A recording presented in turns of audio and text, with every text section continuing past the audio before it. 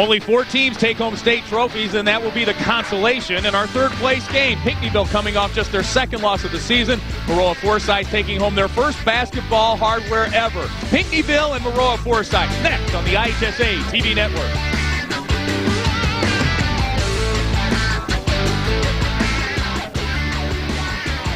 And welcome to Carver Arena. We are in the capital city of America's original March Madness, Peoria, Illinois.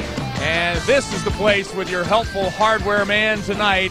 4 trophies will be handed out tonight. First, we begin with the third-place game, the consolation game. A couple of teams that would have liked to have played for the state championship, but there's a whole slew of teams in Illinois that would trade places with them right now and play here tonight. It's Maroa-Forsyth taking on second-ranked Pinckneyville. And for the call of tonight's game, let's go to Kurt Pegler and former Fighting Illini great Doug Altenberg. Thank you, Lee, and indeed, welcome to America's original March Madness, the Class A State Basketball Championship in the state of Illinois. Kurt Pegler along with former Fighting Illini standout Doug Altenberger. Yes, we've got Seneca and IVC in the championship game in a couple of hours, but a good tune-up for the third-place game between Pinckneyville and Maroa-Forsyth. Maroa-Forsyth, Doug, is looking for its first ever state trophy, and Dick Horn of Pinckneyville is just trying to clear out some more trophy space in his room, huh? Well, this is a consolation game, but both these coaches and players have worked all year long to work hard, and this should be very competitive. The coaches want to really get their guys fired up, and I'm looking for a great battle tonight. All right, let's take a look at how these teams made their way here to Peoria in the final night of the Class A boys basketball season. The road to Peoria for the Pinckneyville Panthers included a victory over Nashville to win their own sectional. Then they beat Hamilton County to win the Carbondale Super Sectional and beat Macomb in the state quarterfinals before losing to Seneca in the state semifinals earlier today. Meanwhile, the Trojans of Maroa-Forsyth made their way to Peoria by beating Bloomington Central Catholic to win the Minunk Sectional, then beat Cissna Park Crescent Iroquois to win the normal Super Sectional, beat Carlisle in the state quarters, and then lost to Illinois Valley Central in the state semifinals earlier today. When we talk about some of the key players of this game, we're going to talk first of all about a very young player, but a very good player in Kyle Cassidy for the Panthers. Yeah, he's 6'4", only weighs 160 pounds, but he plays, even though he's a sophomore, he plays like a senior, leads the team in assists, and always has the tough assignment defensively, and he just has tremendous amount of potential. And one of the reasons why he is a key player tonight is because he's going to have his hands full with perhaps the best player of the tournament so far, and that's Robert Krebs. Yeah, Krebs has just played tremendous. I mean, offensively, he's averaging 26 points a game. He's been unstoppable, and he has really put on a show here in the Class A tournament. And now let's take a look at Doug's key to the games, brought to you by your Chicagoland and Northwest Indiana Chevrolet dealers. First of all, what does Pinckneyville have to do to be successful tonight here? Well, Pinckneyville, they have to take care of the basketball. That's really what they need to do, handle the rock. And Austin People is a guy, you worry about Krebs, but you got to know where he is. And they're just so strong and they're so deep, they try to wear you down with their bench. Meanwhile, for Maroa-Forsyth, what do the Trojans have to do for this third-place game? Well, what they've got to do is they've got to give Krebs a little bit of help offensively. You know, he's been everything. The other guys have got to step up, and they've really got to create turnovers, get in the passing lane. That's been a key for their success. And again, they've only played 5 guys, and they've got to reach down and get those fresh legs one more time. All right, we have set the table for you. We'll meet the players and have the opening tip when we come back here on the IHSA Television Network.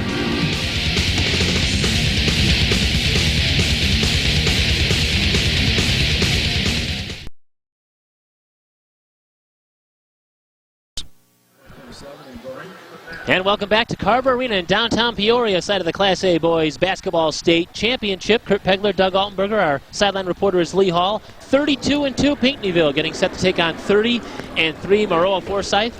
In the third-place game, a couple of teams that would rather be playing for the championship, but they're going to come home with some hardware, Doug, and that's always special. Yeah, and the coaches, I think once the ball gets thrown up there, everybody forgets about the loss earlier in the day, and it's all about competing, and these coaches will start coaching, the players will start playing.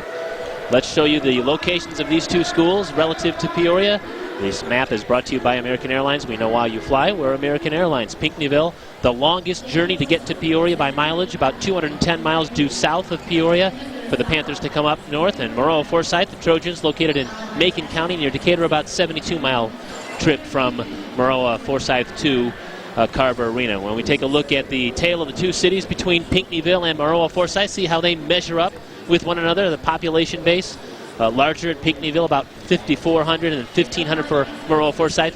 Pinckneyville's in Perry County, whereas, as we mentioned, Maroa-Forsyth is in Macon County. You see the enrollment differential and the river-to-river conference for the Pinckneyville Panthers and the Oka Valley for Maroa-Forsyth. Forsyth. We're getting set now. We're going to hear from the public address announcer. We're going to get close to the opening tip here. Third place game, Pinckneyville and Maroa-Forsyth as they battle for the third place trophy, as we also then get set for championship night. Seneca and Illinois Valley Central on tap from Carver Arena here in Peoria. And let's meet the players now. And to do that, we go to our public address announcer, Paul Herzog. Good evening, basketball fans. On behalf of the Illinois High School Association of the City of Peoria, welcome to Carver Arena for America's original March Madness. Tonight's Class A third place game for 2006 features the Pinckneyville Panthers 32-2 and the Maroa-Forsyth Trojans 30-3. Let's meet the starting lineups for this ball game. For Pinckneyville, at a guard, a 6'4" sophomore, 23, Kyle Cassidy. From Maroa-Forsyth, a 6-foot junior, number 3, Robert Krebs.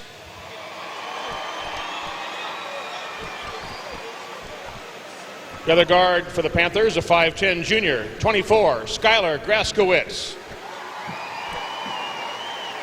At a guard for the Trojans, a 5'8" junior, 10, Ben Cochran.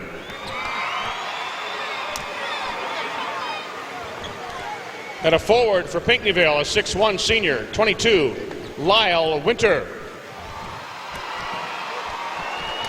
The third guard from Maroa-Forsyth, the 5'11" senior, 12, Reed Sullivan.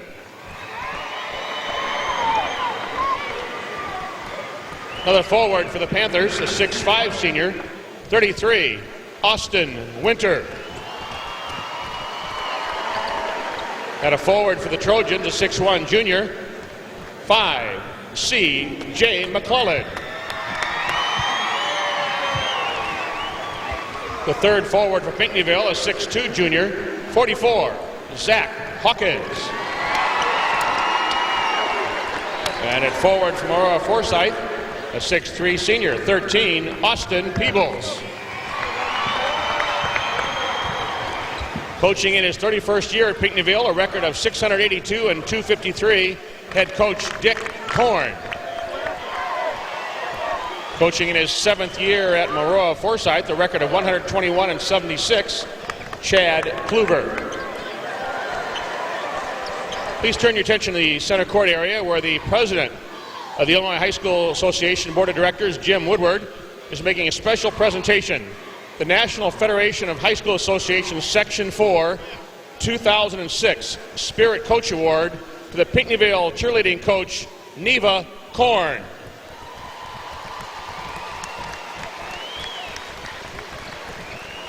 We gratefully appreciate your outstanding service and unselfish devotion to interscholastic activities. Congratulations to Neva. No other state in America can claim the rich history and tradition that's been generated by March Madness in Illinois. It's America's original March Madness. Direct your attention to the arena floor and meet the officials for this game. The referee from Danville, Paul Dalby. From Bloomington, Craig Komnick. And from Morton, Pat Pownall. Presenting the game ball for this third place game will be Bruce Buchko of Ottawa, Country Insurance and Financial Services representative. All of us thank Country Insurance and Financial Services for their contributions to the highest, greatest, 6th sporting event for high school in the country. And let's take a look again at those starting lineups, sponsored by Prairie Farms Dairy. Throughout Illinois, Prairie Farms Dairy products have the quality you can taste. Lyle Winter, Kyle Cassidy, Skylar Graskowitz, Austin Winter, and Zach Hawkins, the 5 to start for the Panthers. Maroa-Forsyth will counter with Robert Krebs, C.J. McClellan, Ben Cochran, Reed Sullivan, and Austin Peebles. Maroa-Forsyth, the home team in their home whites with blue trim, and Pinckneyville in their road blue uniforms with dark blue and white trim, and the Panthers control the opening tip, and we're underway. Third place game here, Pinckneyville and Maroa-Forsyth here at Carver Arena in Peoria, and we're glad you're alongside on the IHSA Television Network. Good start for Zach Hawkins. He scores on his first shot. Again, one of the weaknesses for Maroa is getting the ball inside, and Hawkins does a good job of getting on the blocks. and establish themselves and goes up strong. You'll hear us call the name Hawkins at least twice because his twin brothers on the team. There's Thad Hawkins and there's Zach Hawkins, and we'll tell you their stories as the night progresses. Backdoor play, nicely done, but Sullivan couldn't finish. Ball is on the floor, chased down the corner, still on the floor. Panthers come away with it. Winter picks it up. And now it's a 2-on-1 if the Panthers hurry down the floor. Cassidy did a nice job to keep that ball in play, and the ball is deflected out of bounds by the Trojans. Pinckneyville's Panthers. 18th appearance in state tournament history. State champions in 1948, 1994, and 2001. Those last two, the 94 and 01 champions, coached by the current coach, Dick Korn, who's in his 31st season with the club. Yeah, he's done a terrific job bringing, it seems like every other year they're downstate. If they don't win the state championship, it's, they're in the consolation game. He's just got great tradition, a great system intact. Well, they're looking for their 9th basketball trophy in that trophy case. They have 8 previous state trophies, 3 firsts, 1 second, and 4 third-place trophies in Pinckneyville. What a basketball tradition there. Krebs had the ball taken away from him, and behind the back dribble by Zach Hawkins now. Panthers come back in the front court with a 2-0 lead. There's Cassidy. He leaves it for Winter, who's knifing to the lane and laid it in. That's Lyle Winter. He and Austin Winter are second cousins, both in the starting 5 for the Panthers, and it's 4-0 in favor of Pinckneyville. Yeah, and both those guys are the only seniors on this team, basically. The rest of them are underclassmen, juniors, and sophomores. And there's a very good chance we'll be hearing from Pinckneyville next March. Yeah, talking to Dick Korn, he said Kyle Cassidy can be a really special player. He's got all the qualities, and he's got the skills to go with it. Robert Krebs. He's the University of Illinois Chicago, the UIC recruit. Still looking for his first points of the game after 29 earlier today against IVC in the state semifinal. Yeah, he single-handedly kept him in the ballgame against IVC. Those first 3 quarters offensively. I think he got a little tired in that 4th quarter. Talking to his dad before the game, he says he's really coming over. He had a flu earlier in the week, and I think his legs sort of gave out on him at the end. Here's Winter again from the outside. A 3 is no good. Ball is tipped and saved by the Trojans. Nicely done by the senior Reed Sullivan. Maroa-Forsyth still looking for its first points here in this 3rd place game. Tightrope block. Kyle Cassidy tried to save it, but he stepped on the baseline. So the ball will go back over to the Trojans. You see Maroa-Forsyth looking for its first state basketball trophy. They're guaranteed to get it. It will either be the 3rd or the 4th place trophy.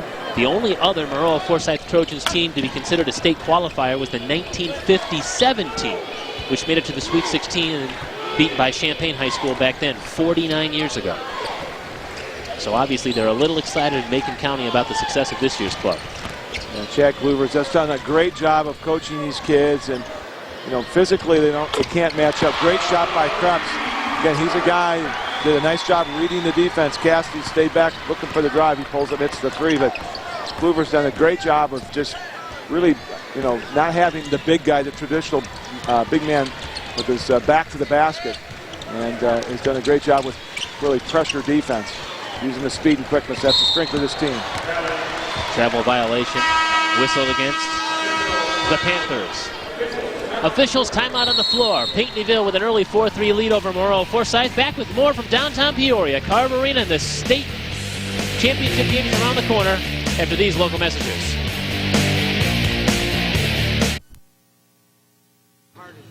Well, I think I was fortunate as a young coach that it took me several years to get a team here, and so you have a deeper appreciation for it. And then once you get here, you just get hungrier to get back. And so, each time's a little different, but at the same time, there's a little added excitement each time you make it again. So it's very exciting. Gary Dick Korn, his 7th trip to state at Pinckneyville. He's had just 2 losing seasons in 31 years. Robert Krebs drives and scores. Maroa-Forsyth now in front 5-4, but that's almost hard to believe. 2 losing seasons in more than 3 decades of basketball. Well, the one thing about it, Kurt, is the coaches, they get excited. They love their seniors, and when those guys graduate and they get a new mix of young guys, and if you're a coach, you're always coaching, and you always get new kids, and they graduate and move on, and you could just sense that in his, when he talks and in his voice. Thad Hawkins has checked in the game. He scored in the last trip down for the Panthers. So now have a 1-point lead. We're under 4 minutes to go here. Opening quarter of this third-place game. Maroa-Forsyth and Pinckneyville as we get you set for tonight's championship game between the #1 ranked team in the state, Seneca, and the IVC Grey Ghosts from nearby Chillicothe. They're the Hawkins twins. Thad passing to Zach and a shot blocked. Peps comes away with it for the Trojans. Yeah, I think Zach Hawkins was surprised by Krepp's leaping ability, able to block that shot. Ben Cochran, short shot is no good. The ball's out of bounds right in front of the Pinckneyville bench, but the Trojans will maintain possession. Now we're seeing C.J. McClellan re-enter the game for the Trojans. Yeah, Cochran, he's 5'8", 130 pounds, but he plays a lot bigger than that. He can really go upstairs, got great leaping ability, and I thought he did a great job in the early game today, where he really pressured IVC the point of attack, and for maybe 3 quarters of that game, he really was able to disrupt IVC's offense. Yeah, this Maroa-Forsyth backcourt, it really stays intact with Kreps and Cochran, both juniors. So they'll both be back next year.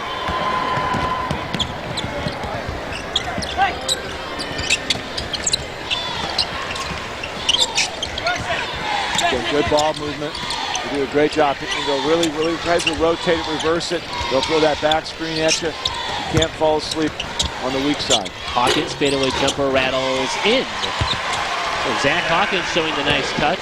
He now has 4 of his team's 8. It's an 8-5 Pinckneyville advantage. Again, that guy's only a junior. And you talked about his brother, Thad Hawkins, who was injured early in playing football, and he's come back. He's going to be healthy next year, and he's another junior. And he just got whistled for the reach and foul there. Yeah, the story with Thad Hawkins is that he broke 4 vertebrae in his neck in week 2 of the high school football season this fall, missed all the remainder of the football season, and then missed all of the basketball season up until the regular season finale. That was his first game of the year, so he made the recovery. He's still not 100%, but he's been cleared to play. He played in the last regular season game and then all of the postseason here. So you figure if he comes back healthy, plus with all the guys that got quality minutes this year, this Pinckneyville team is going to be very good next season. Well, he's such an athletic guy. I mean, you can see physically his speed and quickness, the defense that he provides. Offensively, when you sat out that long, you're not going to be that sharp. I think that's part of the game as an athlete. When you're not able to be engaged and playing games, that's the last thing to come. But you can see he can do all the other things. And he plays a typical Dick Horn type basketball, prototype type player. We saw just a moment ago in our graphic the difference in the breakdown statistically between these two teams. Perhaps the most glaring statistic there is there's about a 9-point differential between the offenses. Maroa-Forsyth averages about 69 points a game, Pinckneyville about 60. We'll see how that plays out the rest of this night. Under 2 minutes to go here, opening quarter. Trojans with the basketball, they trail 8-5 to the Panthers of Pinckneyville. Third place game here at the state championship night in Peoria. Coming off a screen, Conklin missed the short shot from the foul line, and it's Hawkins that clears. Panthers quickly back up the floor. Now it's Rushing who drew the foul, and he's going to get to the free throw line. He's considered Pinckneyville's best athlete, the quarterback of the football team. He's also a sprinter on the track team, and he's got that explosive first step. And Kurt, he's a sophomore. I mean, we keep talking about these kids that are impact players, and they're sophomores and they're juniors. And Ryan is one of those kids, and like you said, just an all-around athlete, plays football, and again, these are young kids. These are only 16-year-old kids, so as they come into their own, mature a little bit more, understand a little bit more, and boy, Dick Horn has really got to be excited about the future, about this next couple of years.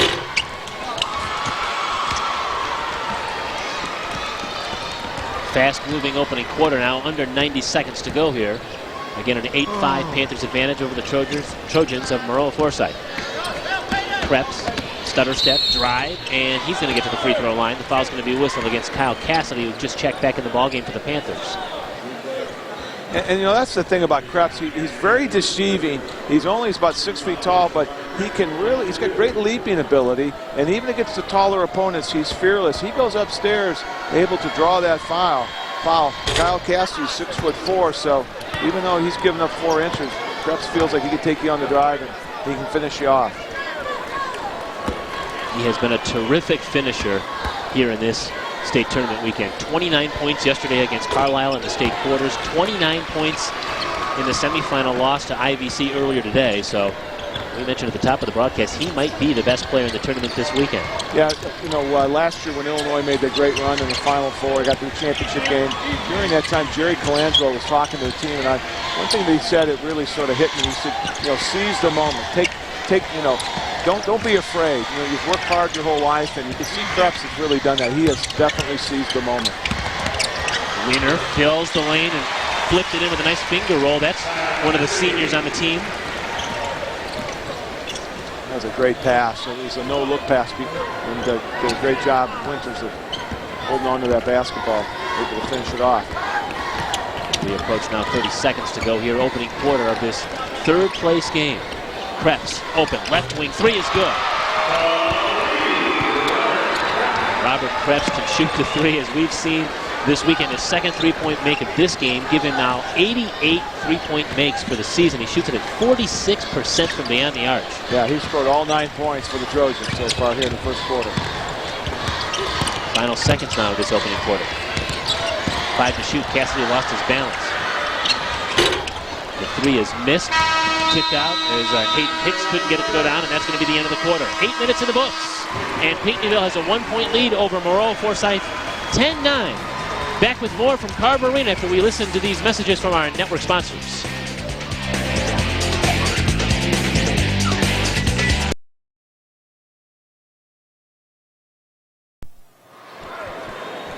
(10-9) our score after one quarter. Pinckneyville in the lead, and some memories of days gone by for the Panthers. We've got Kyle Smith, Zach Campbell, Haven Hicks from the 2001 state championship game. Tell me what kind of memories this weekend has brought back for you guys. It brings back a lot. It seems like a long time ago, but it's just fun watching them be back up here again.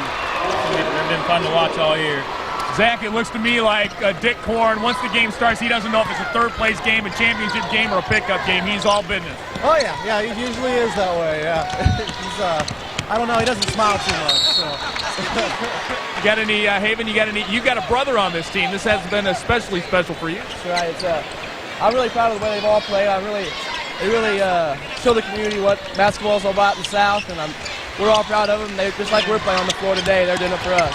All right, let's see that hardware you guys took home. All right, there's the championship ring from 2001. These guys hoping to get a third-place trophy to take with them back to Pinckneyville, guys. Back to you. All right, Lee, thank you. Yeah, it just runs in the family, that Hicks family. Hayden is the sophomore forward that's on the team, and you just heard from Haven, part of that 2001 state champion. You just can't replace that. When you've got guys who hang around in the community, they've won championships before, they've passed that legacy on down. It's just irreplaceable, isn't it? Yeah, we talk about tradition, and when you can establish that, guys coming into the program or kids expect, you know, that if they do the right things, they believe in the system, and that they'll have success. And these guys feel that. I mean, Dick Korn has established that. It takes years to do that. You know, in college, you think of Duke and, you know, Indiana, programs like that, or the expectations, and he's just done a great job. 5 straight points for Austin Peebles, the senior for Maroa-Forsyth, and the Trojans now in front 13-10. He's banged out back-to-back jumpers. One was a 3, and one was on the line for a 2. Yeah, he was quiet in that first quarter, and Krebs really took over, scored the 9 straight points there for his team. But then Peebles, they need him. They need him to look to score a little bit more. Here's Cassidy drawing contact, and the foul is going to be against C.J. McClellan. Let's take a look at those first quarter numbers. The statistics brought to you by Menards. Save big money at Menards. The field goals, 5 of 11 for Pinckneyville, 3 out of 9 for Maroa-Forsyth. And a lot of times when you play such an emotional game, a game that in the quick turnaround, the thing that really goes is you're shooting. You're tired, your legs. It takes you a while to get that second win, but both teams were very effective behind the three-point line, and the Panthers knocked down the 3 right there. That was Lyle Winter, considered the most improved player, at least in the eyes of Dick Korn. And so now it's a 13-all game. Well, you talk about senior leadership, and Lyle Winter's presented that. I mean, those guys, you know, hey, they're the ones that, you know, when they come here, especially when it comes state tournament time, it's one and done, and those guys have stepped up. Austin Peebles on one end and Zach Hawkins on the other. As he drives, he had a little room on the baseline, and now these teams are trading baskets. Yeah, Austin Peebles, he makes everybody around him such a better basketball player. There he is for a three from the top of the circle, and Austin Peebles has taken over the second quarter. Peebles now with 9 consecutive points for the Trojans. Yeah, and he's a guy, again, what we talked about, loves to pass the ball, but now he's starting to establish himself offensively. We got a traveling violation at the top of the circle there. Let's show you those shooting statistics from the first period, brought to you by your Chicagoland and Northwest Indiana Chevrolet dealers. Yeah, again, I'm very surprised both teams shooting 46%, especially when you had such an emotional game earlier in the day, then come back. But, three-point shooting, 20% for the Panthers. It's tough. I mean, your legs, these kids are young, and but emotionally, just the things that you're trying to get into that championship game, and kind of sort of collect yourself for a couple hours and come back out. Yeah, the Panthers finished up their game with Seneca about 3 o'clock and back on the floor at 6:30. Yeah, good point, Kurt. Zach Hawkins on the defensive end starts the transition. It's going to be a three-point opportunity for the Panthers as the play was finished nicely by Austin Winter. Well, we know that Pinckneyville has a very strong bench. They like to use a lot of guys, can throw a lot of fresh legs at you, whereas the Trojans, they go basically with their 5 starters. Those guys play a lot of minutes. And so, Dick Gorn's trying to push especially off a turnover or a quick shot. He's going to push that ball up the court, try to get that transition game going. Austin Winter has 5 points. He's matched his second cousin, Lyle Winter, who also has 5 points, and it's also an 18-all game now. We're even. Under 5 minutes to go here in the first half. Third place game in Peoria. Maroa-Forsyth, Austin Peebles is just feeling it right now. Yeah, Austin Winter really having a hard time matching up with Peebles' quickness on the perimeter there. He waited for him, even gave him a ball fake, and then just broke him down and went to his left. He loves to go to his left. Well, we mentioned as one of the keys to the game that the Panthers would have to watch Peebles. They don't want to sit around and watch him score, but he's got 11 points all in the quarter here. Here's Cassidy now, penetrating in the kickout. And now Winter again. His little baby hook wouldn't go down. Peebles comes away with it. Now quickly up the floor. He's picked from behind though. Turnover. Now it's going to be Thad Hawkins. One man to beat. It's Krebs all the way down. Missed the shot. Up high to get the rebound on the defensive end. As Matt Guyman is checked into the game now for the Trojans. Yeah, right now for Maroa, it's all Krebs and Peebles. They've scored 9 and 11 points, all of the 20 points. That's the 1-2 punch. They typically score 56% of the points, and right now it's 100%. Two outstanding players. It's almost hard to believe that this team is unranked all year. How about Krebs? Crossover dribble and take it right to the rim. He took the sophomore to school right there. Did a crossover right in front of us and left him standing still. What a great move. And then he had to change his shot and he got up in the air. That was special. Boy, and for people that think that Class A basketball is just played below the rim, they just need to see that play. Huh? Yeah, his head was up by the net. That was just a tremendous move. There's a nice steal as Reed Sullivan got his hands on it now. And he fills the lane with Peebles, filling the lane, catching and laying it in. Boy, what a second quarter for Austin Peebles. 13 points, and Maroa-Forsyth has a 6-point advantage. Yeah, Reed Sullivan really did a great job against Ryan Thornton and IVC. I thought defensively, even though Thornton got 14 points, but I thought defensively he was an unsung hero. He had to work to get those 14, that's for sure. Yep. 2.5-minute mark as we come to it. 6-point lead. There's Hawkins hanging, firing. Off the glass, can't get it to go. Peebles brings it down. Now it's Sullivan, and he draws contact. The foul is going to be against the Panthers, and it's going to be whistled against Lyle Winter.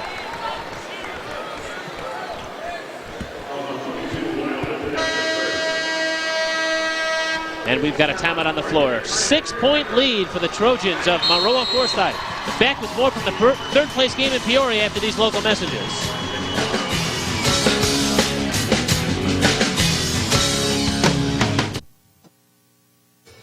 Oh, Austin can do a lot of stuff for us. He's able to create shots for everybody else and for himself. Probably he's one of the best defenders, I think, in our area. Definitely is real quick to the basketball. That's Chad Kluver talking about Austin Peebles. All he's done is hit 6 of his 8 shots here in the second quarter and rack up 13 points. Yeah, and they've come quickly, too. As it's been like he's a streaky player, and he has caught fire right now. And that's him with the basketball, taking it right to the rim and laying it in.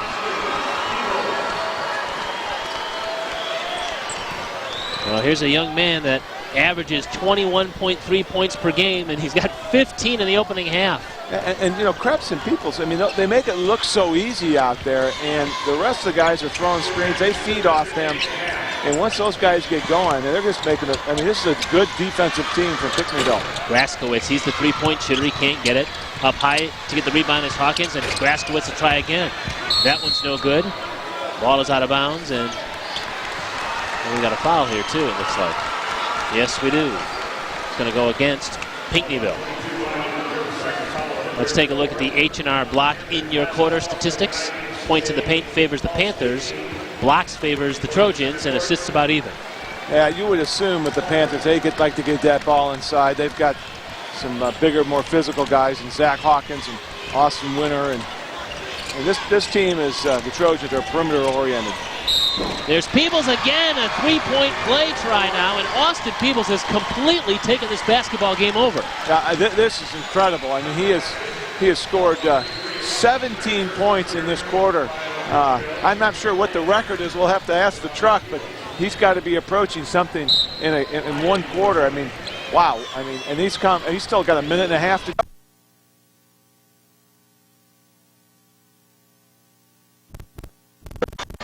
And here in the second quarter now, he's 9 out of 10 from the field. Yeah, I thought maybe he was, he had gotten hurt. He wasn't even looking to score much in the first quarter.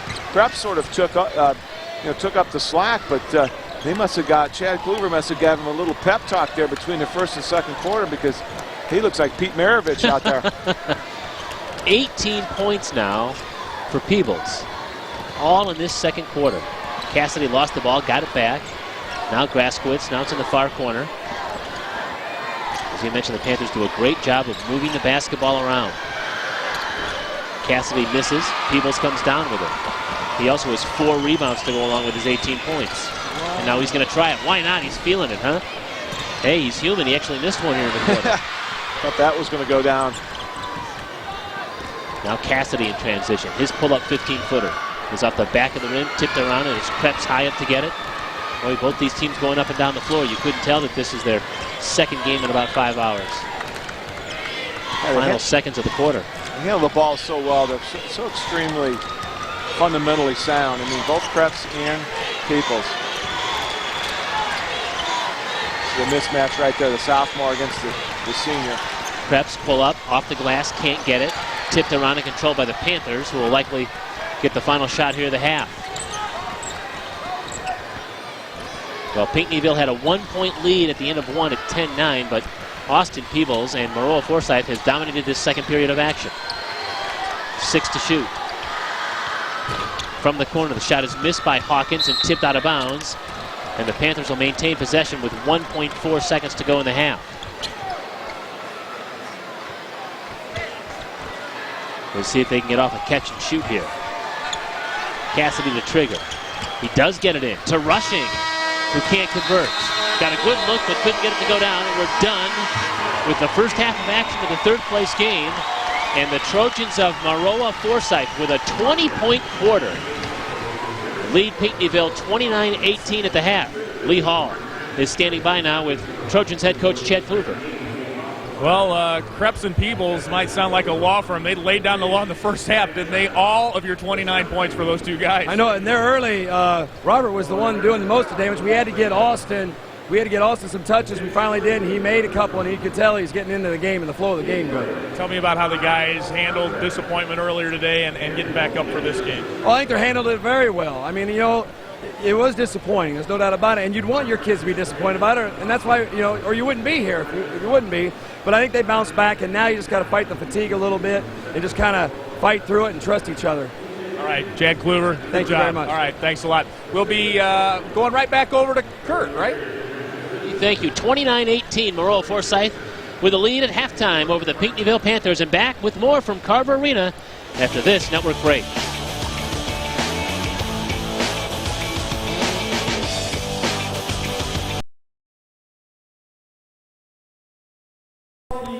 And we're making more IHSA memories right here tonight at Carver Arena. We are at halftime of our third-place game. Maroa-Forsyth with an 11-point lead over Pinckneyville here at halftime. The championship game coming up next. We've got IVC out of Chillicothe taking on Seneca, and we've got a couple of the scribes who cover these teams all year long with us. Lorelei Lawson, we'll begin with, is from the Chillicothe Independent. What an outstanding story for the Gray Ghosts. Nobody picked them to make it out. I think only one local writer picked them to make it out of their first game, and now here they are playing for the championship. Well, I tell you what, they have battled their brains out in the Middle Illini all year. They do not play an easy schedule, and I think you're seeing the result of that hard work. And they don't panic. They don't panic. They're used to these close games. They're a tough team. And we've got a couple of coaches who have their sons playing for them. Ryan Thornton has had an unbelievable tournament. He's just a great shooter, and he's shown that here this weekend. Well, he's shown everyone his shooting style this weekend. You know, I've covered IVC basketball for 20 years in one form or another, and I would say he is the best shooter we've ever produced. Can you give us an idea of what it's been like in the community and the school this week? Oh, it's just energized. You know, you could throw a rock through, you throw a bomb in the middle of Chillicothe today and not hit a soul. Everyone is here or are gathering together to cheer these boys on. The community is on fire. All right, Lorelei, thank you very much. Mike Cuniff is here from the Morris Daily Herald. He covers Seneca, ranked #1, undefeated. They've handled that target pretty well. Right. Won before the other night. They had won every game this year by double digits. And again, it's one of these things that the sports writers down here, a lot of them have been saying, well, Seneca's been playing in a weak conference, and who have they played? Well, they played 34 times, and nobody's beat them yet. Well, and the impressive thing is, like you said, they haven't been involved really in any close games. If you look at those results, I think the closest game was a 10-point game. They come down here, they play a couple of close games, and they win those anyway. Right, and that's a sign of a good team. I mean, the thing is, they haven't beat teams quite as much as what people probably expected. But there again, it's one of these things where Doug Evans, he lets the reserves play an awful lot. That's why Garrett Callahan this year, last year he scored 16 points a game. This year he's down to 14. It's not because he's not any better. It's because he's not playing as much. So. All right, thank you very much for your insight, Lorelei and Mike. We appreciate it. We've got more high school basketball coming your way after these local messages. Stay with us.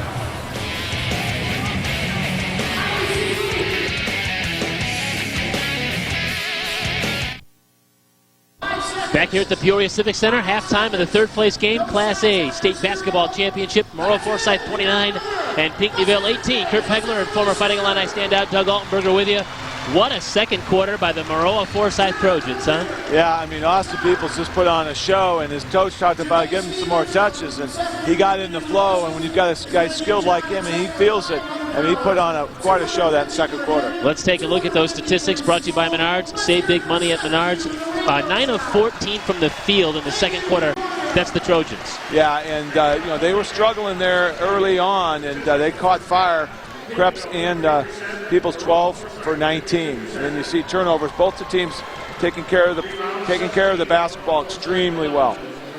And the scoring leaders, it only takes two names in Maroa-Forsyth to get all of the scoring in there. Peebles and Krebs, and Pinckneyville has spread it throughout their roster with Hawkins and the Winters cousins. Let's bring you the shooting statistics brought to you by your Chicagoland and Northwest Indiana Chevy dealers. What stands out for you there, Doug? Well, again, Maroa at 52% and 60% behind that three-point line. And Pinckneyville really, they got a lot of good shots inside. They weren't able to finish, and I'm sure Dick Korn at halftime said, hey, listen, guys, we get that ball inside, go up strong, try to draw some fouls, stay aggressive. 11-point halftime lead for Maroa-Forsyth. Back with more from Carver Arena at halftime of the third-place game after these local messages.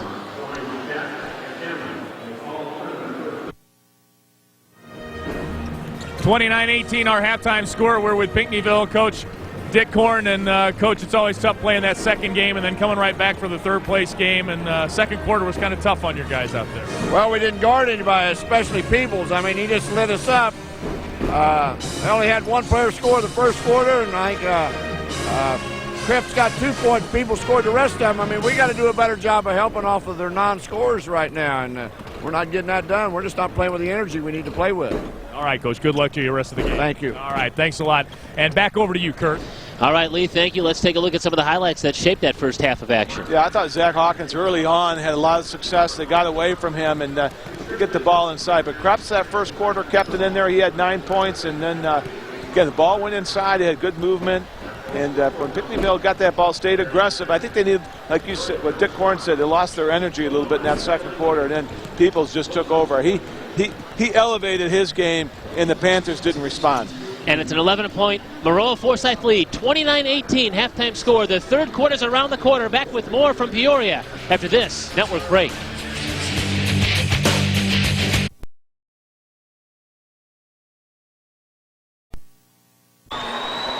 Both teams have returned to the floor. We're ready to start the third quarter of action here. The Panthers of Pinckneyville will start this third quarter trailing by 11 at 29-18. Right away, it's Cassidy down low, and he laid it in. And I think you made a nice comment off the air about Dick Korn getting the troops fired up, and they come out right away. It takes them about 3 seconds to get in the scorebook. Yeah, I think he was really disappointed when that, especially the second quarter. We talked about energy levels, the energy level. And I'm sure at halftime, the old coach got on those kids and they'll come out a little bit more fired up. Ben Cochran hits the little floater in the lane. Well, when you talk about Pinckneyville, you're always talking about man-to-man defense, and it's a defense that allows only 45 points per game on the average. They've already given up 31, so you know that Coach Gordon is not a happy camper. Well, and the type of defense he plays is that everybody helps out. Not one guy's going to beat you, and that's what gets him upset. Cassidy is 2 for 2 now as he scores on the baseline left.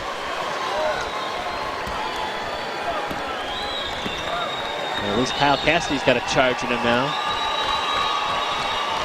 Well, he's got a really tough assignment. I mean, Robert Krebs is a very gifted player.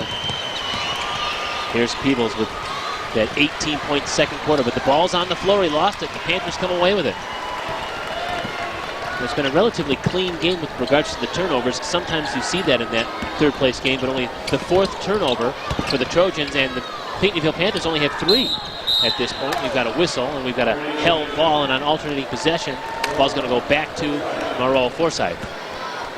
Let's recap for you folks what happened earlier today. Semifinal game number 1. The IVC Grey Ghosts from Illinois Valley Central and Chillicothe, a 57-54 winner over Maroa-Forsyth to get into the finals. Pinckneyville fell to Seneca 44-38. So Seneca and IVC playing in the state championship game slated for 8:15 tonight. And that should be a great game. Both those teams match up, I think, extremely well. They've got the big guys that can score inside, and IVC is just playing with a lot of confidence.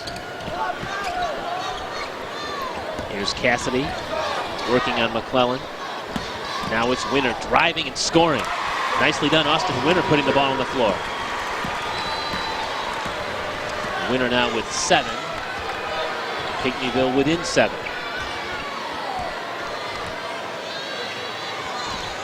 Again, Maroa-Forsyth in some uncharted waters. Never before have the Trojans won a trophy in the state basketball tournament. They're guaranteed to take one home. Will it be the 3rd place trophy or the 4th place trophy? Pinckneyville with a great tradition, looking for its 9th overall basketball trophy. We've got a foul in the backcourt. It's going to be whistled against the Panthers, Kyle Cassidy. Take a look at some of the notes on Pinckneyville. Finished the season ranked 2nd in the final AP poll. 3 previous 30-plus wins teams finished either 1st or 2nd under Coach Coyle. We can talk about his resume all day. Won the Carbondale and Benton tournaments. They've been playing basketball since 1926 in Pinckneyville. Tamaroa, one of the communities that feeds into that school district. And the thing about it is, when it's going good, it's going good. Austin Peebles gets a great, why not? Gets a great bounce there. But Pinckneyville, you talk about, just how the community revolves around the basketball team. I mean, all the fans here. We've had some great crowds here. I mean, this place has been packed for the last 2 days. I mean, the fans, and it's just been just a great weekend. Austin Winter laying that ball. And in fact, yeah, even the standing room tickets, we were told this morning, were sold out. Now, a lot of that had to go with IVC being from nearby Chillicothe, but Pinckneyville has brought a big crowd. Seneca has brought a nice crowd. Maroa-Forsyth. It's been Final Four teams very well supported by their communities, and this has been a very hard ticket to get in Peoria this weekend. Yeah, just the energy in this place has just been really special. I mean, it's been a lot of fun. Timeout on the floor. Maroa-Forsyth, a 7-point lead at 33-26 halfway through the third quarter. Back with more from Peoria after these local messages.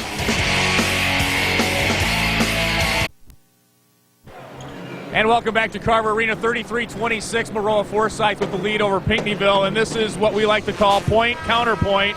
Dave Krebs, an assistant coach for the Fighting Illini back in the day. Your son is Robert, and between him and Peebles, not many other guys are touching the ball out there tonight for Maroa-Forsyth. Well, they've had a real good year all year. They've been 1-2 and are scoring most of the season. And I'm so glad to see Austin Peebles break out this basketball game. He's capable of doing that all the time. His son scored 29 back-to-back, and Altenberger said that he didn't learn how to shoot from you and that he got all his talent from his mother. You got any dirt on Altenberger you can share with us on a family TV show? Yes, I do. What Doug forgets to mention is the fact that from 83 through 86, he didn't beat me one time in a horse game. So I got to get him back on that. All right, there you go, and no charge for the equal time. Thanks, Lee. All right, good luck to you. That's Dave Krebs with the other side, the rest of the story, as Paul Harvey would say. Back to you, Kurt. Well, thank you, Lee. And Doug, you've got the microphone now, so I guess you could probably have the last laugh if you'd like it. Touche. No, Dave's a great. He was a great guy, and I'm just so proud that with his son out there. Well, this is a very special moment, and on a serious note, it's him and his wife have just done a great job with Michael. Austin Winter couldn't finish the play, and it's Peebles bringing the ball up the floor. Again, he has 20 points and 5 rebounds on this game, and now he takes the ball to the paint and kicks it out to Robert Krebs. Now he's going to take it back in, lose it, try to get it back. McClellan had it off his hands and kicked out of bounds, and it's going to be the Trojans basketball. And talking to Dave, he said, my son's he's a good student and then does all the little things, and we see there they'll get points in the paint. They got to keep driving that ball in there. Those in your corner stats brought to you by H&R Block. Yes, 20-12, the points in the paint favor the Panthers, and the assists number also favoring them at 10-7. There's Peebles again now, 22 points on 10 of 13 shooting now. Well, he's just lighting it up. Yeah, and he's doing this against a very excellent defensive team. I mean, very rarely does Pinckneyville get dominated by just one player.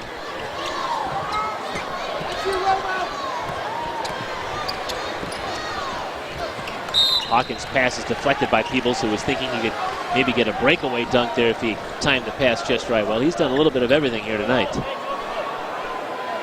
Yeah, he sure has. Again, Robert Krebs and Austin Peebles, they account for close to 60% of the offense, and right now they're batting close to 1,000. Yeah, all but two points. Exactly. Cochran has a basket, and that's been it. The other 33 points are coming from those two guys. How about Thad Hawkins going in there and fighting it in and getting the nice tip in, the junior guard. Yeah, again, we talked to Kurt. You talked about his injury earlier in the first quarter, and offensively, he was a go-to guy last year, and I think Dick Corn was so surprised his team had all the success they have. When you have a leading scorer like that, and he's not on the team. Oh, what a great Peebles move by follows the Cochran miss and laid it in on an acrobatic tip-in. And now quickly back down the floor, it's Winter.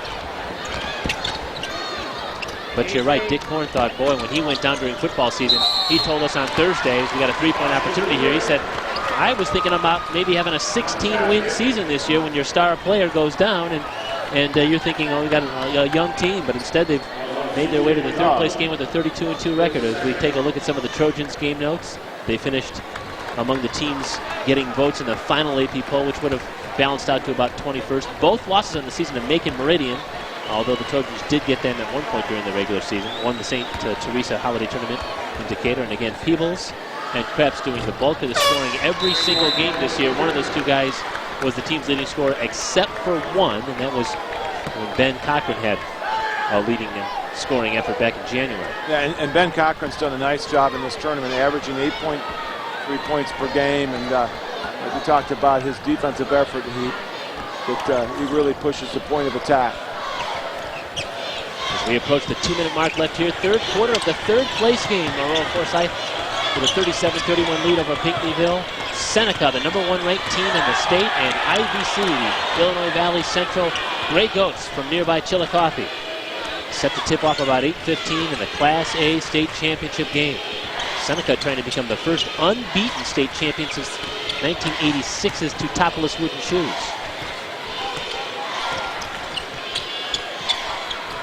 IVC's going to have something to say about that. Again, those teams really do match up well. Krebs goes and saves the errant Guyman pass. Now he's going one-on-one with Hawkins. Now it's Guyman working the baseline. He's cut off. Left open is Peebles. Why not? Wow. Hit the three. Just his second three-point shot of the game, but give him 27 points now, and Austin Peebles has 36 three-point makes on the season. Yeah, 12 for 15. I mean, they showed a lot of patience there, and Pinckneyville likes to switch out on the perimeter, and they got caught. 2 guys guarding 1 guy. Good ball rotation. Can't believe they left him open. You got to know where he is. He's got 27, like you said, Kurt. Well, he had 12 points in the semifinal loss to IVC, which is 9 points under his average, but he's more than making up for it here in this consolation game. Well, and against IVC, he had to go against the big fellas. I mean, Zach McAllister was getting him down low, and I think that wore him down a little bit. And then he got in foul trouble at the end of that third quarter, and that was a critical period for the Trojans because they can't afford to have that guy out on the bench. They just aren't that deep. Final minute now of this third quarter. It's a 9-point Trojans advantage. With a 1-2 punch of Robert Krebs and Austin Peebles, the story of this third-place game thus far. They have combined for 38 of their team's 40 points. Under a half minute to go now. There's Krebs with Hawkins on him behind a screen. And now Peebles. He's feeling it. He'll pull up and hit another jumper. He's not even getting the rim. Oh my gosh. I mean, this is fun to watch. I got to tell you, this is being a shooter myself, but this guy's on fire. Ever have a night like this? No. We've seen some Doug Altberger nights, but 13 out of 16 in a state tournament game? Wow. End of the quarter. And another quarter dominated by Austin Peebles and the Maroa-Forsyth Trojans. They were up 11 at the end of 2. They're up 11 at the end of 3. 42-31 Trojans. Back with more from Carver Arena after this network break.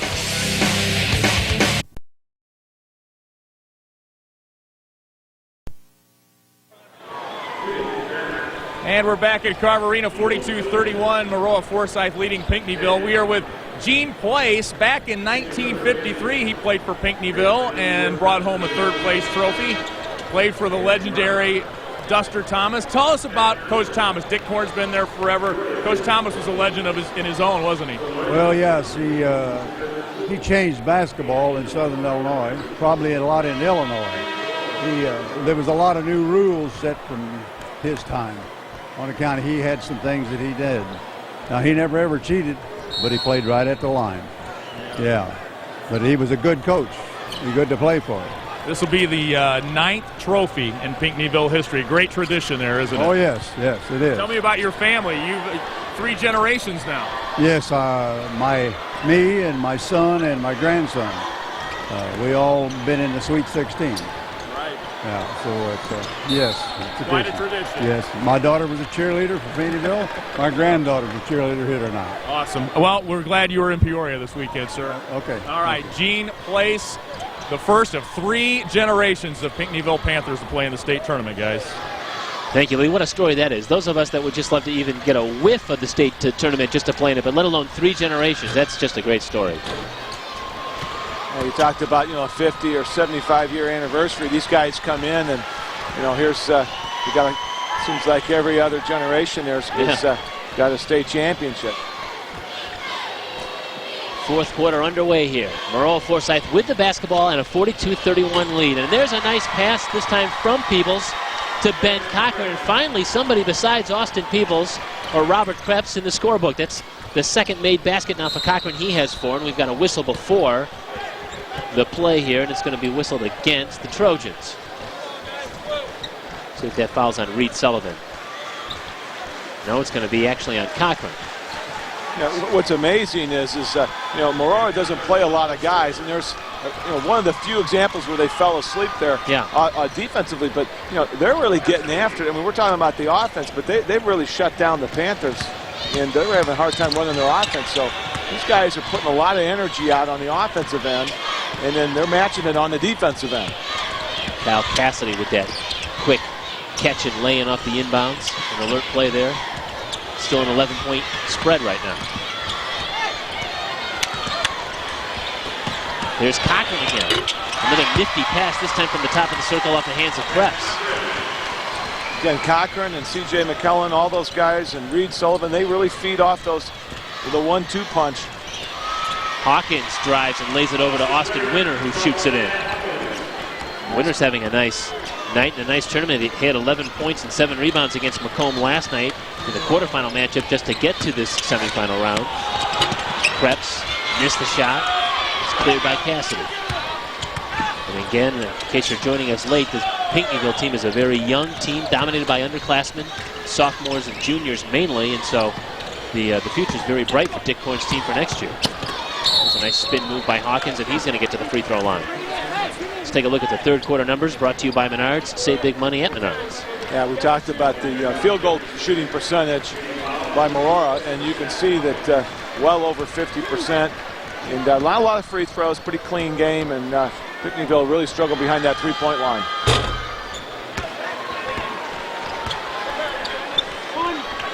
Zach Hawkins at the free throw line, a penetrator, a guy who's scored 20 points 3 separate times this year, his season high. And he splits those free throws, and now Ryan Rushing comes back in the game. He'll send Kyle Cassidy over to Dick Corn's bench. Yeah, one sophomore to another sophomore.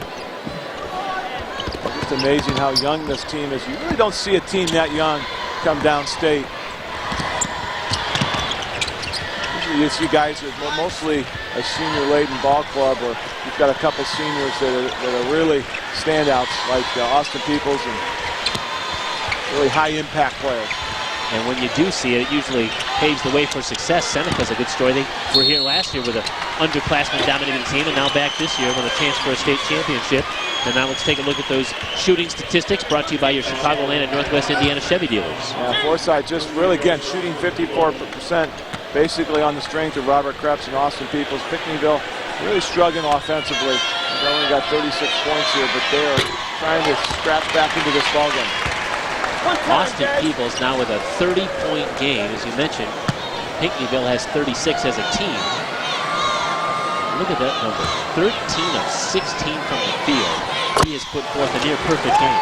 And he didn't score in the first quarter. Yeah, that's true. He spotted a 0 for that first quarter, and he's done this in basically 2.5 quarters. Yeah, it took one shot. He was 0 for 1 in the first 8 minutes of action, and then has just gone crazy from that point on. 31-point effort now for Austin Peebles. One thing, when you go against a player of his who has his abilities, and he can get on track, it's very important to try to keep those guys in control, in check. And Pinckneyville did that, but then when he got going in that second and third quarter, it's just hard to stop a player with his ability. Peebles matching a season high. He had 31 against Sullivan back on the 10th of February.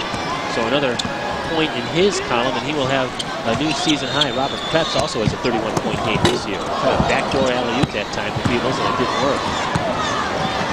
Zach Hawkins up the floor.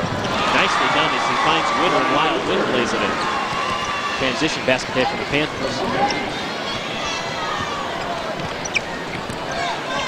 Well, for teams that have played, as we mentioned, twice in a couple of hours, we really haven't seen a whole lot of that real obvious fatigue. They're going up and down, and nobody's just casually walking the ball up the floor. They've all taken advantage of those transition baskets. Yeah, I was really surprised that I thought Maroa would be struggling a little bit more with the continuity. I thought Pinckneyville, if they could get into that third, especially the fourth quarter, they were able to wear them down. But the Trojans look fresh out there. They look like they're capable of finishing this game off at this point. Both teams played in nail-biting games earlier today, so they were in it to the end of their semifinal games and have come back here and put on a pretty good show here in this third-place game. We got a whistle, and it's against the Trojans. And we've got a local break here to step aside and tell you about. It's 48-38, a 10-point lead for Maroa-Forsyth in the third-place game. Back with more after these messages and a word from our local stations.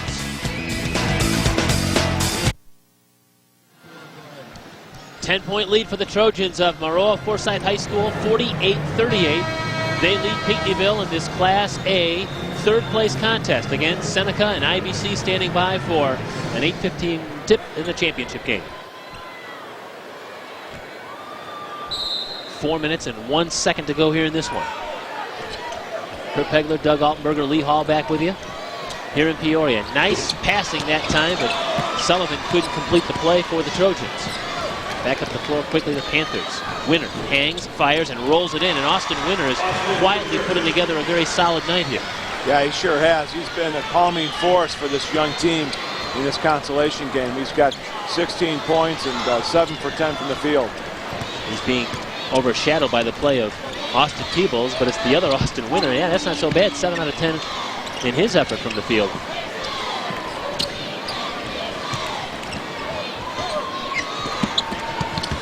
The Trojans trying to spread the floor now. Peebles thought about the three, faked it, now he's going to bring it back out. Cochran's the one running the show from the top of the circle now. Nice pass from C.J. McClellan down to Reed Sullivan. That's just right the way you do the X and O's there, right on the chalkboard. They try to extend their defense, Pinckneyville does, and Cochran does a good job of looking for that open guy, and when they double team, they make him pay the price. And when you've got that 10-point lead in the fourth quarter, you spread the offense out and make the defense chase you. Yeah, there's no rush right now. Like you said, Kurt, they got a 10-point lead. They got great ball handlers. Something like a three-guard attack between Ben Cochran, Robert Krebs, and Austin Peebles. There's Peebles hanging and scoring, and he now has a new season high of 33 points. And in his final high school basketball game, he is leaving with a bang. He has yet to commit any place as far as basketball is concerned. He's a very good football player, too, and there's some thought that he's getting some interest at a Division III level to play football, so he still has some decisions to make as far as his college future is concerned. C.J. McClellan is going to pick up the foul. That's his third. Pinckneyville maintains the possession now. Quick pass into Hawkins, who knocks down the three, and that's Thad Hawkins, the junior guard for the Panthers, knocking down the triple, and a timeout called by Pinckneyville. So we'll step aside. Pinckneyville and Maroa-Forsyth with just 2:04 to go in this one. 52-43 the Trojans lead. Back with more from Carver Arena after this network break.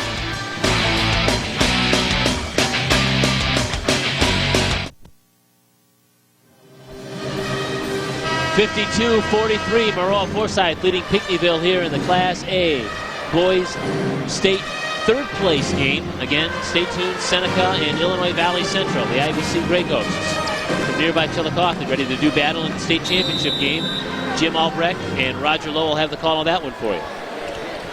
Here we've got 2:04 left in this third place game. And we got a 5-second count against the Trojans, and so they'll turn it back over to the Panthers. That was a quick 5 seconds. Just the fifth turnover for Maroa-Forsyth. Only 7 turnovers in the game for Pinckneyville.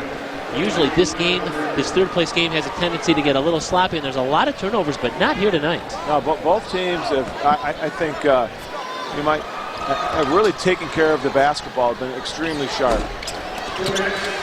Hawkins, the miss, and his twin brother. The other Hawkins, Zach, couldn't finish.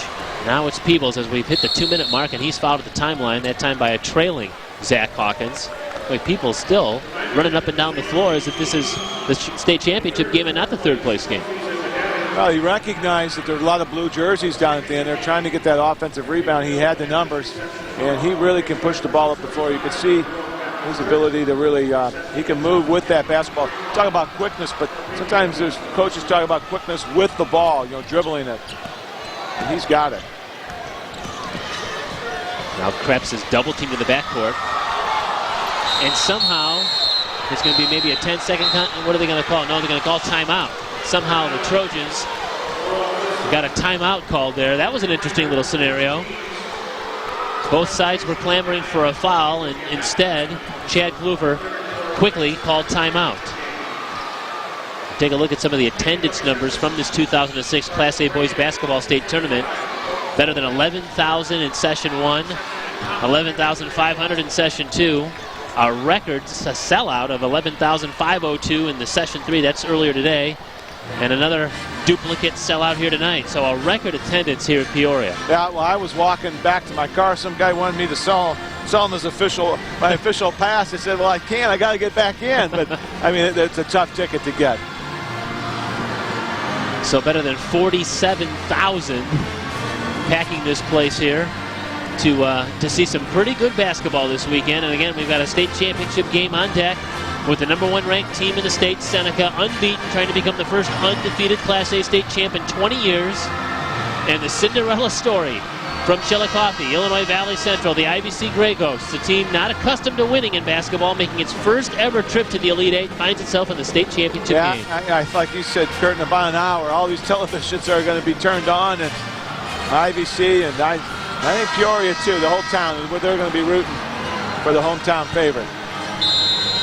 Seneca and IVC again, slated to tip off about 8:15. And we'll have all the action right here along the lines of the IHSA television network. But I just saw Seneca in the second game earlier in the afternoon, and just from the coaches, the players, they look so focused out there.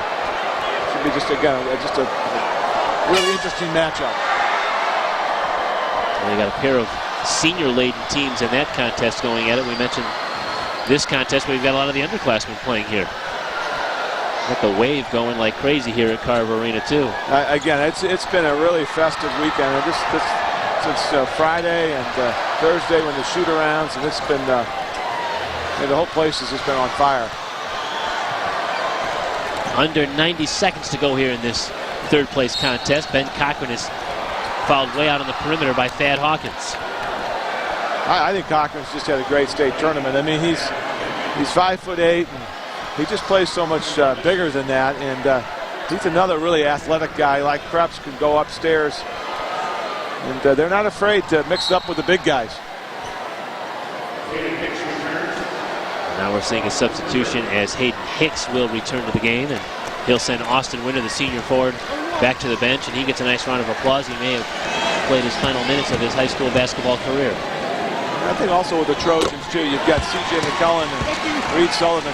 Defensively, these guys don't miss a beat. And they've held Pinckneyville to 43% shooting. This team typically shoots in the 50% category. So give those guys a lot of credit.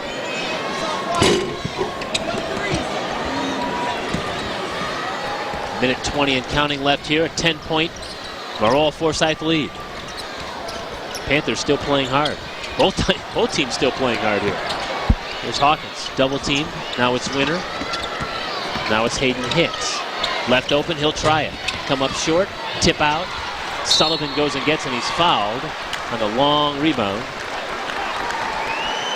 And we talked about Reed Sullivan. I mean, there's basketball to me is one of the most ultimate team sports, and as good as Robert Krebs and Austin Peebles are, the other three guys don't do what they're supposed to do, set screens and do the little things. Coaches talk a lot about the little things, and Reed Sullivan is a perfect example. I think you made a great point earlier today, Doug, when you were saying in the game against Illinois Valley Central, IVC in the semifinal, the stat line didn't tell you anything about Sullivan, what he did offensively, but boy, he sure made Ryan Thornton work very hard for the Grey Ghosts. Zach Hawkins scores now for Pinckneyville, and quickly another timeout called by Dick Korn.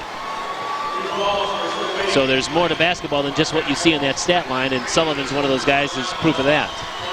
Yeah, right now he's going to try to extend his defense, give a full court pressure, and if you're Maroa, you want to get the ball in the hands of Robert Krebs or Austin Peebles.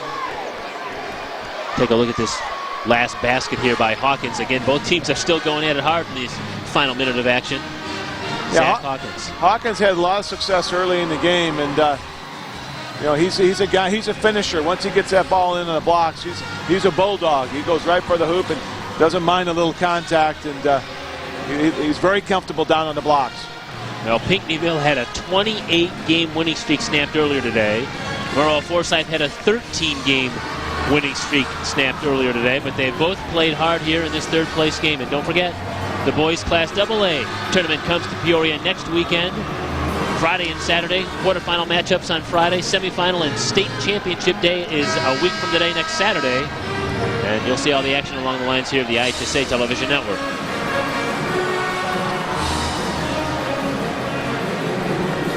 But here we've got 53.4 seconds to go in this third-place game. And again, the state championship game looms on the horizon. Illinois Valley Central, IVC, and Seneca, the Fighting Irish, the #1 ranked team in the state. Austin Peebles will trigger now for the Trojans. Panthers with full court pressure. Peebles having a difficult time getting the ball inbounds and turn the basketball over.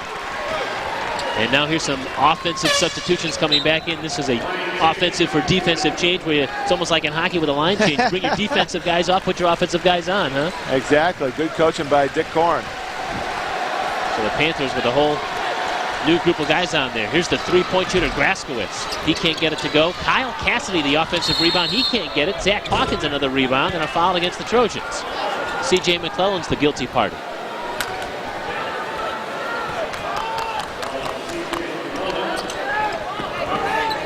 That's their only team foul, their 5th foul. Quickly off the inbounds. Winner misses the shot. Hawkins there for the rebound. He scores again. So Zach Hawkins, right place, right time. He's now in double figures with 11 points and another timeout called by Pinckneyville.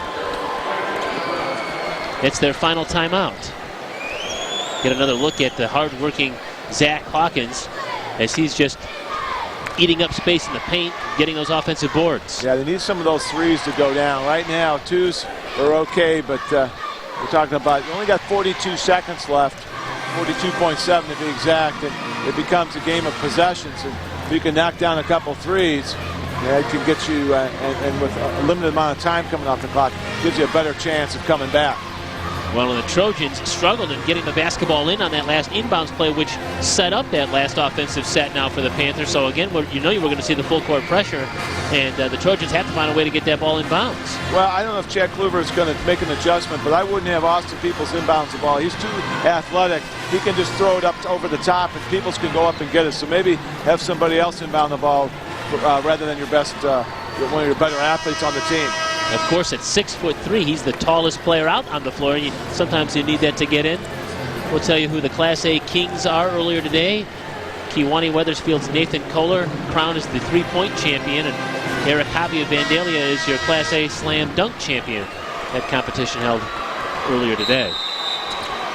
All right, Peebles is going to inbounds again. He goes to the sideline to Krebs, who's now going to try to inbounds the ball. And he's got to call timeout. And again, the Trojans with a very difficult time in inbounding the basketball. Yeah, and they tried to do that inbounds play where they throw it along the baseline. That doesn't quite work. And right now, there's some discussion of whether that's 5 seconds or did he call the timeout in time. Well, the officials are going to have to huddle here because perhaps one of them indicated that a timeout was successfully called and granted. Well, you can't call a timeout with 4 seconds to go. You've got to call it out before that, and that's what Dick Korn now is having a discussion with the official. He said that's no way that was 4 seconds. I mean, he felt that 4 seconds had ticked off by then. It doesn't appear that Dick Korn has won this argument just by his facial expression. And so the timeout has been granted now to Maroa-Forsyth, and the Trojans are down to their final timeout now. Pinckneyville with no timeouts left. Boy, a picture says 1,000 words, doesn't it? He's still working the officials. He's working them for the next time here. Hopefully he gets closer to another 4 or 5 second count. Again, if you're counting and it gets down to 4 seconds, in theory, you cannot call a timeout. It's got to burn off. Danville's Paul Dalby, Craig Komnick of Bloomington, and Pat Pownell of Morton are the officials working tonight's game. And we forget sometimes it's a big thrill for the officials to be invited to work state championship games too. We talk all about the players and the coaches and the fans, but it's a big deal if you're an official and you get your number called to work a state tournament. Yeah, it's a time where if you've done your job, and that goes with the officials too, you get rewarded when you come to Peoria. You see the IHSA store website, www.ihsastore.com. Your place to pick up all kinds of IHSA high school goodies in the state of Illinois. Plenty of fans wearing all kinds of school colors here tonight in a sold-out Carver Arena, so people have been buying up that stuff already. And again, Peebles is going to try to inbound for the Trojans. He gets it into McClellan, is back to Peebles, who's then immediately fouled in the backcourt. A couple of seconds tick off. There's now 40.6 to go. And again, the offensive team is going to re-enter here for Pinckneyville. They've been just shuttling players in and out between their offensive and defensive sets. Go on, guys. Meanwhile, Austin Peebles is going to go to the foul line. He has had quite a night. 14 of 18 shooting from the field for 33 points. And he's your guy. If you're a Trojan fan right now, you want him on the free throw line. He has been nothing but money. He's now 4 of 4 from the foul line tonight. He is a 72% free throw shooter on the season. Yeah, and here's a senior. What a way to go out. I mean, you're scoring, 34, 36 points, ending your career. I mean, this is got to be awesome feeling. 19 points yesterday against Carlisle in the quarterfinal victory. 12 points earlier today in the semifinal loss against IVC. And now, as Doug mentions, a 35-point bomb that he's dropped on Pinckneyville here tonight in the third-place game. As we're playing out the final seconds of this one here. I mean, this is how you, unfortunately, you're not playing for the championship, but you're in the consolation game. You fill them up for 35 points. I mean, it's a shooter's dream. Well, C.J. McClellan just picked up his 5th foul, so he's been disqualified for the game. He'll leave, and Matt Guyman will come in.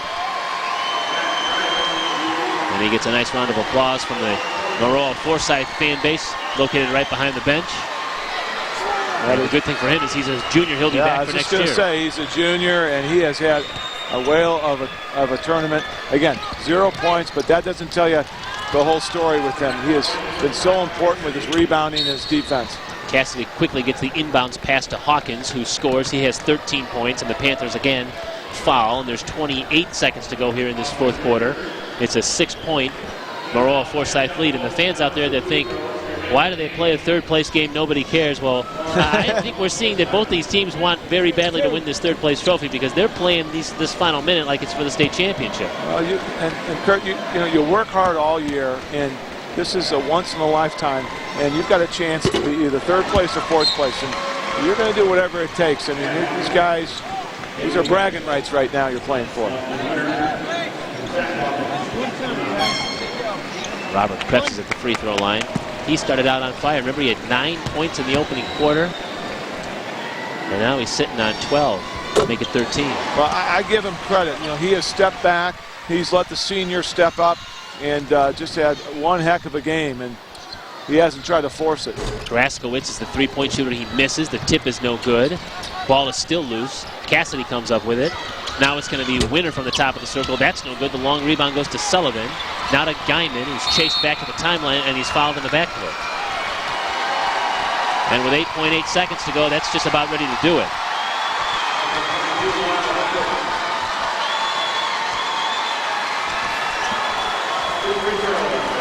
And now we're going to see maybe some of the bench players enter this basketball game.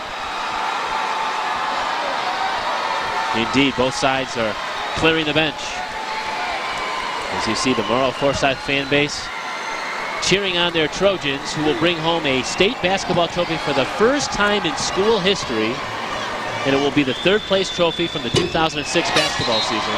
And Pinckneyville will have a fourth-place trophy, and will have plenty of ammunition for next year to build upon.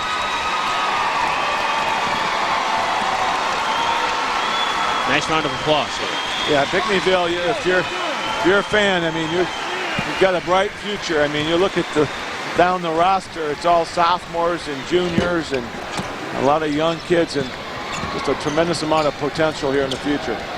Lyle Winner missing, going and getting. He'll try it again. The last shot of the game rolls out. And we've got a final score. Maroa-Forsyth 58 and Pinckneyville 49. Third place in the state of Illinois in Class A boys basketball goes to Maroa-Forsyth, and fourth place will go to the Panthers of Pinckneyville, who now have 9 state trophies in their trophy case. And the Trojans of Maroa-Forsyth finally have some hardware to show off in their school. 35 points for Austin Peebles. What an effort, huh? Yeah, it was. I mean, he put on a show. I mean, he got a little slow start. Didn't do much in that first quarter, but in the second, the rest of the game, those last 3 quarters, 35 points. And Pinckneyville did everything they could do to slow him down. And, I mean, he had like a Pete Maravich type night. It was fun to watch. Well, we mentioned that they do the bulk of the scoring, Krebs and Peebles. And they combined for 48 teams of their points, and Pinckneyville had 49 total. There's a look at the resume for Dick Korn. Second place in 88, first place in 94, first place in 01, and now fourth place in 06. Not bad, huh? Hey, Lee Hall is standing by now with the victorious Trojans of Maroa-Forsyth. All right, Chad Kluver, got a little more interesting there at the end than you would have liked, I know, but congratulations. Thank you very much. I mean, both teams are get real tired, and when anybody's down to the last few minutes of their season, they're going to fight. And we knew that, and it just got, luckily we made our free throws to get the ball inbounds. We talk about the third place game and how tough it is and blah, blah, blah, but I watched Dick Korn, I watched the players. After the game started, nobody would have known any different, would they? No, there's no doubt about it. Well, everybody's competitors. That's why we're all here. So they all want to end the season on a win. There's no doubt about it. Tell me what this trophy means to Maroa-Forsyth High School and the community down there. First trophy ever from the state championship tournament. I'll tell you what, it means a lot to them. It means a lot. They're all here. They'll all be waiting for us tomorrow. It means a lot to the community. Congratulations, Chad. Thank you very much. Appreciate it. Austin Peebles is our Country Insurance Financial Services Player of the Game. That's not a bad way to go out, is it? 35 in your last high school game? That's how many I scored, huh? 35, yeah. Unbelievable. That's career high. I'm just happy we won. Not many people can say they ended their career on a victory, and I can say that for the rest of my life. So players talk about being in the zone. You were in the zone. Didn't even know how many you had.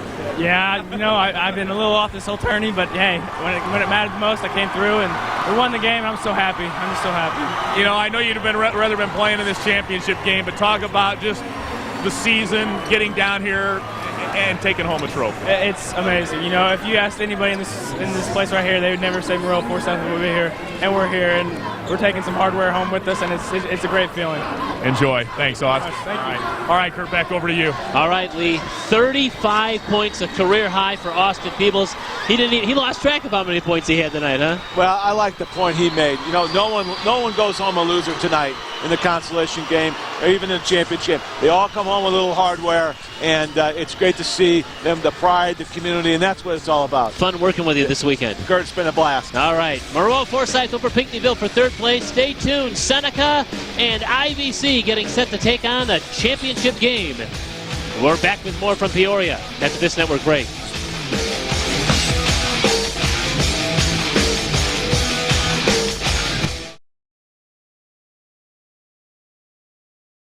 At this time, please meet the Trojans of Maroa-Forsyth, who finished 2006 in third place, a record of 31-3.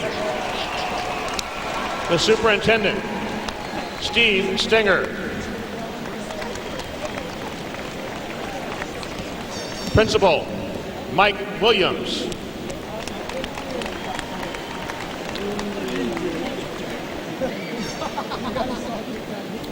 Athletic Director, Dana Dale.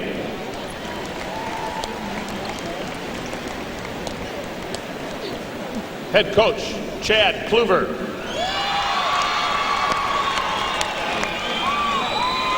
Assistant Coach, Rennie Kluver.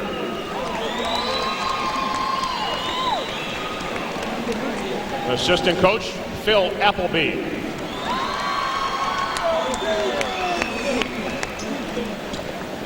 Statistician, Brad Rutz.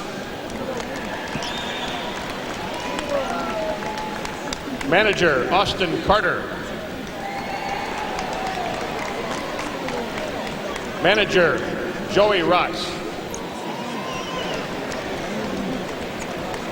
Manager, Hunter Kluver.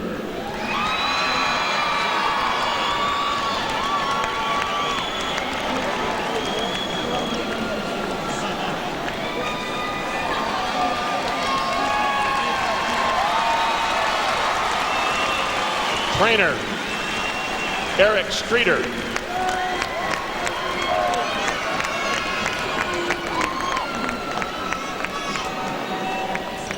Cale Atterbury.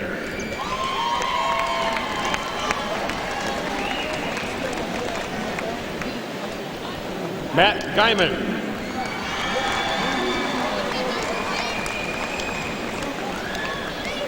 David Painter.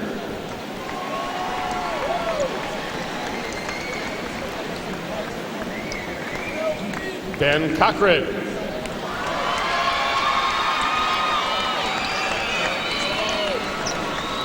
Chris Damon.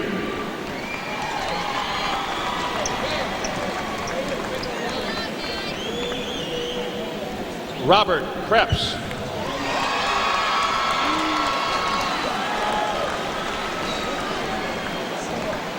C.J. McClellan.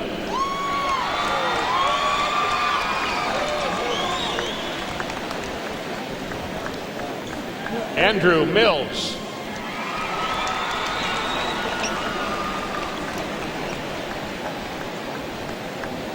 Travis Tracer.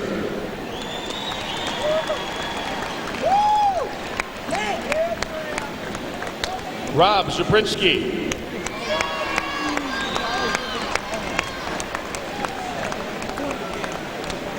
Austin Peebles.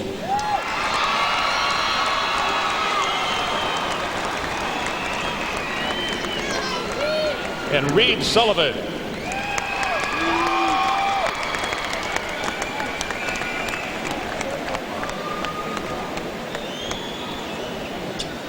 And now will the Coach Korn of Pinckneyville and the captains please step forward to receive the 4th place trophy 2006 Class A.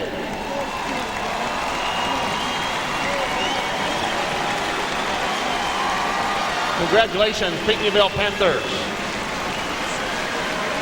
And now will Coach Kluber and the captains of Maroa-Forsyth step forward and receive the 3rd place trophy, Class A 2006.